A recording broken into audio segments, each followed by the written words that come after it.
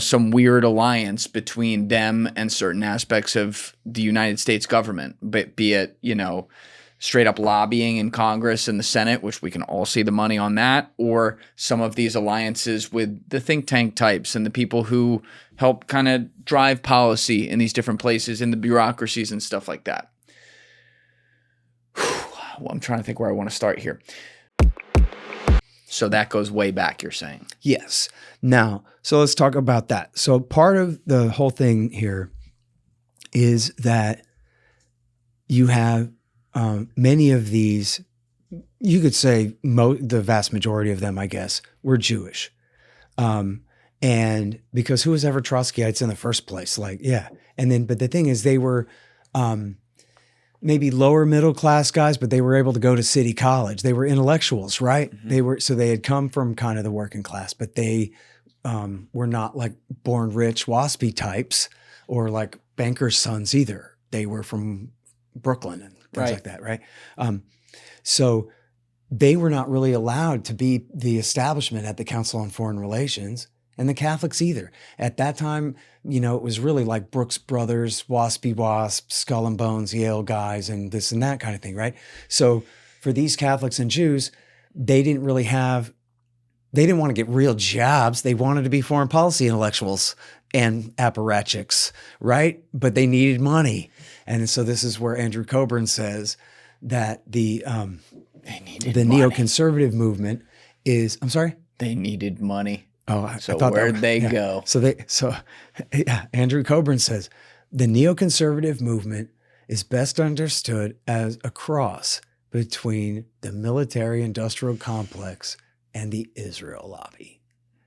So that's where they went and got their money. And then you look at all their think tanks. What they did was they said, fine, the bankers and oil men have the Council on Foreign Relations. Well, we'll just create the Foundation for Defense of Democracies and the Washington Institute for Near East Policy, take over Heritage and AEI, but create the Jewish Institute for National Security Affairs. And did I say the Center for Security Policy already? There's 6 or 7 of these things that they created to make their own little forest of think tanks, all saying the same thing. And most of which was, we need America to get rid of Saddam Hussein for Israel. Right. Now, so I'm skipping ahead in the story, but real quickly, okay. They got jobs in the Reagan administration as the deputy undersecretary of this and that, but more marginal positions. During H.W. Bush, they were called the crazies in the basement. And Brent Scowcroft was told to keep the crazies in the basement, which meant they could mess around in Latin America, but keep them away from Middle East policy. But W. Bush and Dick Cheney hired them to run everything. So now I'll stop and you were going to say. Okay. So that's really important context, though, because it shows that type of potential alliance, relationship, building pattern goes back. We're talking 6 decades here. Yeah. So that obviously a lot's happened since then and everything. But there's this, everyone just runs to every single thing in the world is Israel now, which I think that's a little bit intellectually dishonest. That said, we can see that right now whatever's going on there is not humane, and there are a lot of problems that seem to be stemming from some weird alliance between them and certain aspects of the United States government, but be it straight up lobbying in Congress and the Senate, which we can all see the money on that, or some of these alliances with the think tank types and the people who help kind of drive policy in these different places, in the bureaucracies and stuff like that. Well, I'm trying to think where I want to start here.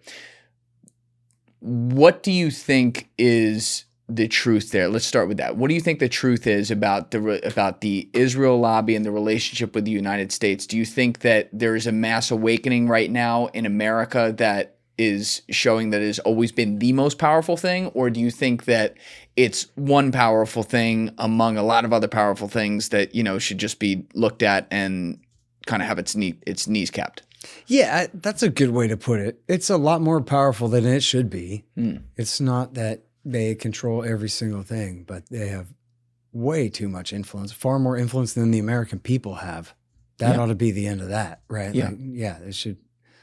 There should be, if foreign countries want to talk to the United States of America, they should take it up with the ambassador. That's it. They shouldn't be Agreed. influencing. They shouldn't have any of these lobby groups whatsoever. Agreed. AIPAC, they pretend like, oh, no, this is just Americans. No, it's not either, man. It's the Israeli Foreign Ministry is exactly what it is. 100%. It's just a front. It's like we never talked. Yeah, okay. And so, yeah, this should all of it is completely intolerable. As far as, Israel's role in the neoconservative movement, it's at the heart of their doctrine. Now, to give the devil his due, I think if you listen to them talk, they seem sincere enough when they say that America's interests and Israel's interests are the exact same thing, right? Israel is just our kind of Fort Apache out there holding the barbarian East at bay for us and all that. Hell, they're doing our dirty work. And what would we do without them? Joe Biden says, there are unsinkable aircraft carriers. You hear all this kind of stuff. Oh, yeah.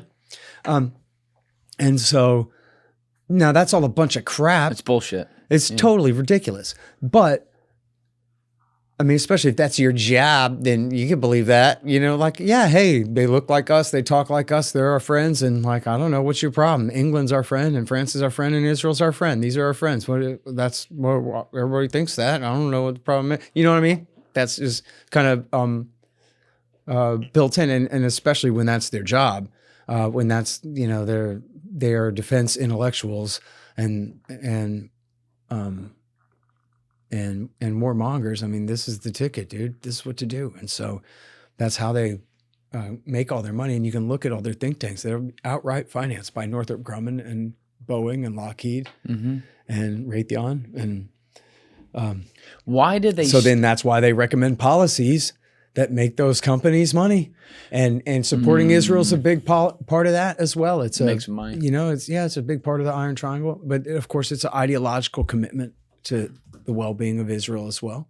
And there's some people who, quite frankly, probably don't give a damn about the United States and truly do see the United States simply as just a vehicle for, taking control of their country. In fact, there's one more thing here is that there's a couple of famous quotes from Norman Podhoretz and Irving Kristol from the 1970s, where they both say something very close to American Jews don't like big defense budgets. In other words, they're liberals. This is in the 70s, right? Aftermath of Vietnam. Right.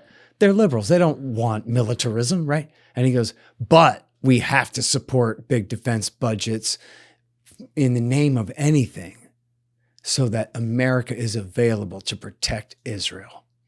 So whether the threat is the Soviet Union or whether it's China or whether it's Germany could rise back up again or whatever it is, no. America must be the dominant power in the world so that we're there to bail out their primary interest, Israel. Thank you guys for checking out this clip. If you haven't already subscribed, please subscribe and hit the like button on this video. It is a huge, huge help. And if you'd like to check out this clip's full podcast episode, that link is in the description below or right here. And finally, you can follow me on Instagram and X by using the links in my description below.